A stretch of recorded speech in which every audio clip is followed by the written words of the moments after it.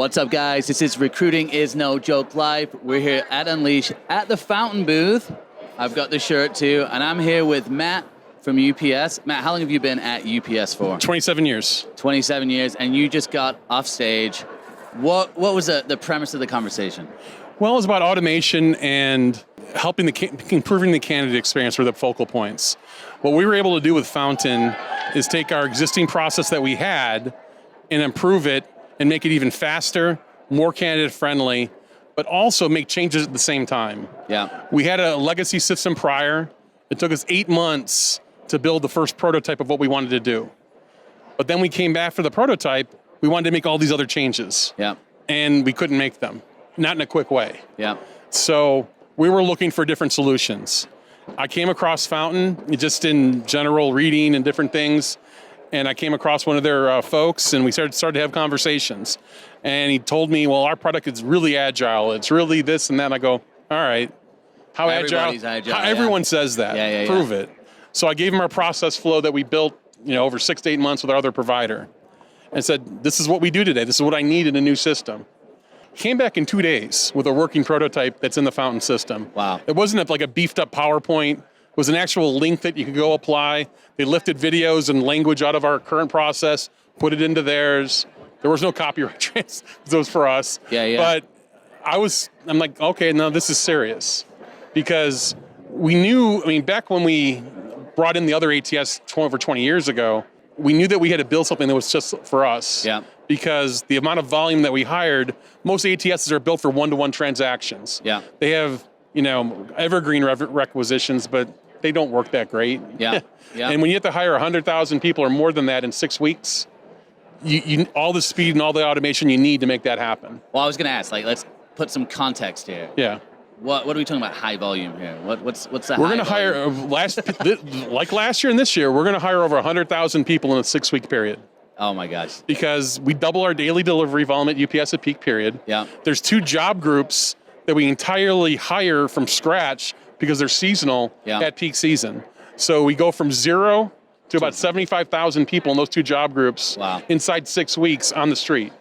And we've done that. I've been UPS 27 years and we've been doing it for a long time, but we're doing it more efficiently. We're doing it faster. Yeah. And we have a better candidate experience. We're not losing as many candidates through the process. From every candidate that enters the top of the funnel, we're hiring about 20% of those folks. Awesome. So the numbers kind of speak for themselves. But again, when we instituted Fountain in June of last year, June 30th, we made over 1,000 changes to the process. Some are very small. Yeah. Some are trivial. So what were some of those changes? Yeah. Well, some of it was customizable things to different buildings. Okay. We have over 1,300 buildings in our operation. So little nuances here and there for different places. Some were just general process, communication, moving it from one stage gate to another on when they got the communication. Yeah. Improve show-up rates, improve different things. So, but you can make those changes like now. Yeah. You don't have to wait. So can you do like A/B testing then? Absolutely. Yeah. So what messages resonate, we can go like building by building, district by district, however we wanted to do it. We can give one group this messaging, another group a different messaging, and see what the show-up rates are for those candidates. All right, another question here. We're talking about candidate experience. I do a lot of live shows on LinkedIn and TikTok. Biggest issue, right? Candidates are not happy with the candidate experience. So talk to me about candidate experience, what you do different, like what matters to candidates, and how did you figure that out? Well, we survey all of our candidates. Okay. And the 2 things that we hear, and we've heard it constantly, they want speed and they want transparency. Okay. If you talk to any group, that's going to be towards the top. Yeah. So we wanted to build our process around that. So right now, with our process for our base package handler jobs, and our seasonal jobs, they're getting to a job offer inside 6 or 7 minutes.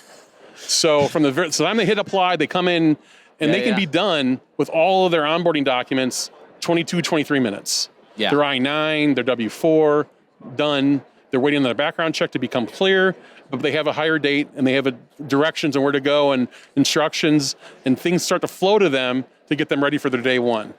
Have you, because you mentioned Reddit as well. Yeah. And you got recruiting hell on Reddit, but you're making Reddit because the candidate experience, it's almost unbelievable. So it's in some cases, we were looking at Reddit and they were on the UPS forums.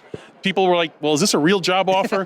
Is this a faux job Ghost offer? job, yeah. Are they gonna I'm gonna show up and they're gonna steal my money from me or something because they're sending me to this dark parking lot at 3 a.m. to go load trucks that gets delivered to everyone's homes. And we took that to heart.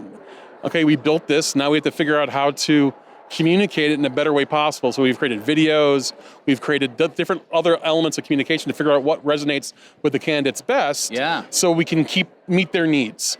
Everything that we want to do is we want to meet the candidates where they're at, respond to them, and have a good candidate experience. When we do our surveys today, 95% plus NPS have positive experience with our process. Love it. So, well, you're dealing with a lot of customers too, right? So. Well, everyone we hire is a customer, potentially UPS. Yeah. Everyone in the walk around this floor is a potential customer at UPS. Yeah. And we have to treat them that way. Yeah. We have to treat them like a customer because they will be, there could be. So what's next? Are you looking for 30-second hire? Where do you go from here? I don't know the speed. I think we're there on speed. Okay. I think what we want to do is be better on predictability. Okay. Because there are some candidates we only need to touch that one time and they're good. Okay, I got my date. See you there. Yeah. Other candidates, they want, a hug. Are you seeing any trends with that?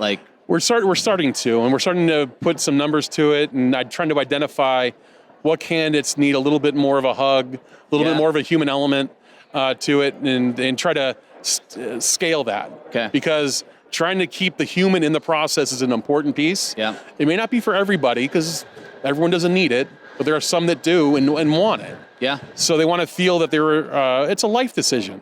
It's not. A person's not a box. They're a human being. Yeah. And some people want to be welcomed in the right way, and we have to do that. And we're not perfect at it yet. Yeah. But we're getting better at it, and we'll keep getting better at that. I did street interviews right here on the promenade, just asking regular people. One of the questions I asked them was around, would you care if you got to an end of an interview and you knew it was AI interviewing you? Mm-hmm. And it was a mixed response, right? So, and then I asked people in here, and it was a mixed response as well. So I think it's hard to know which each individual knows. Sure. So I guess when you're thinking about that, how would you build in human, touch points into the process? We're looking at certain welcome calls to certain people, welcoming them to the company. We have emails and videos that we give now that do that as well, but enhancing that through human touch. And do you get analytics on those videos? Yes. How long they're watching? So yes. how's video working? I love video. Right now, 80% watch all the way through.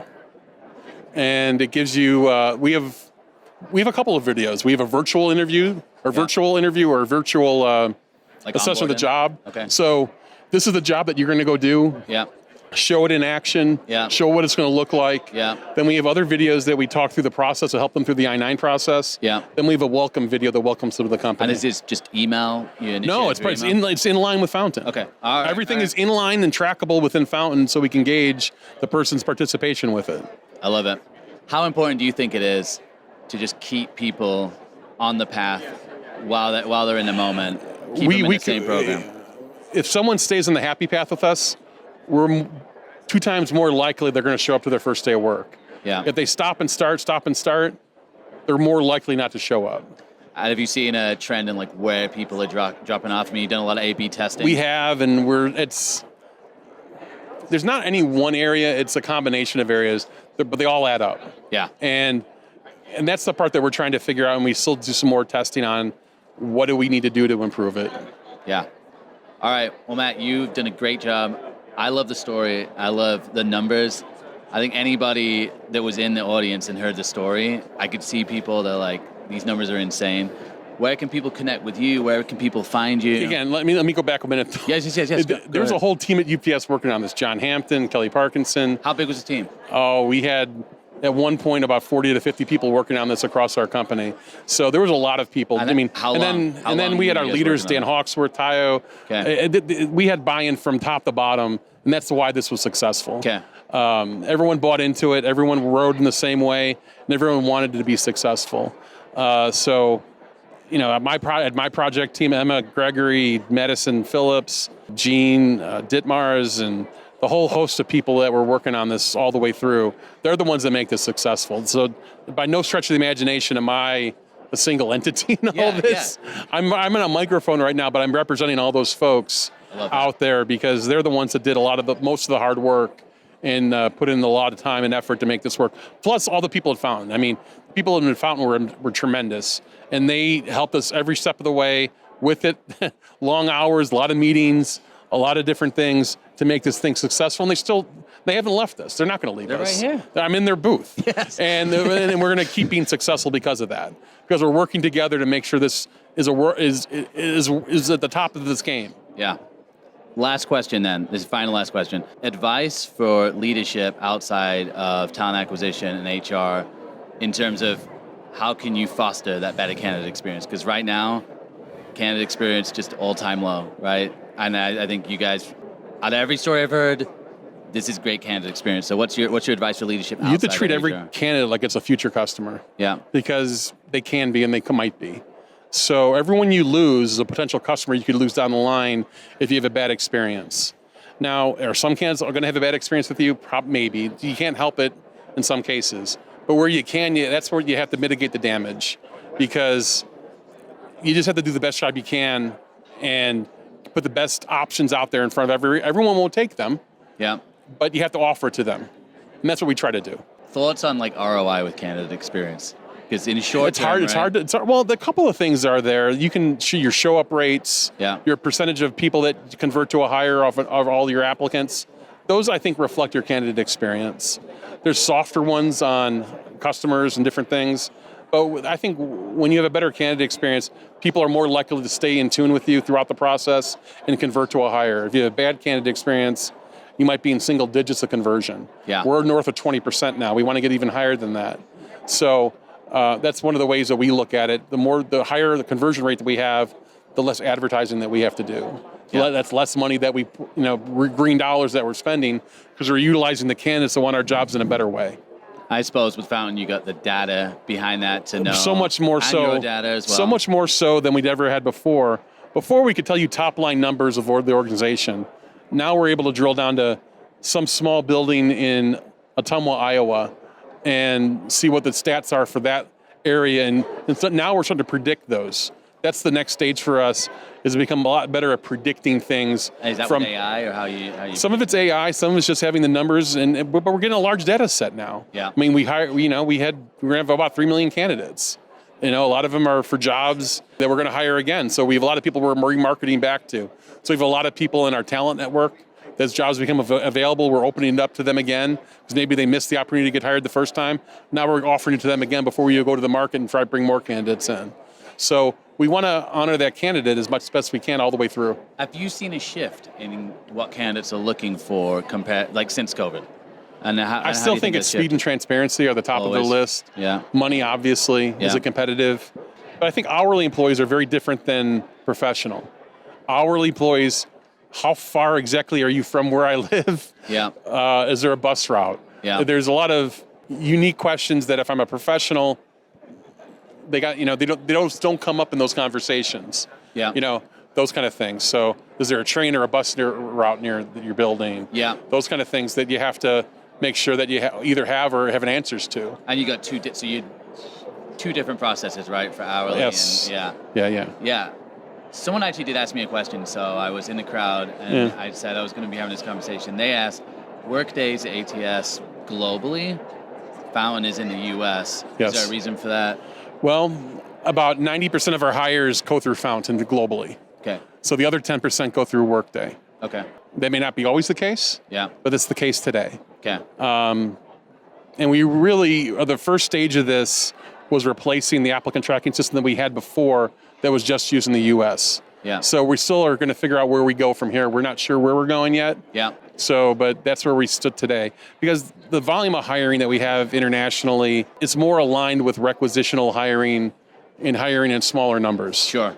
So call centers, things like that. Yeah. It's a lot of one-to-one hiring or small hiring. Yeah. You're not hiring groups of 50, 60, 70 in one building at one time in many cases. Yeah. So it still works in that product. Can it be better? Sure, and that's what we're evaluating. I love that.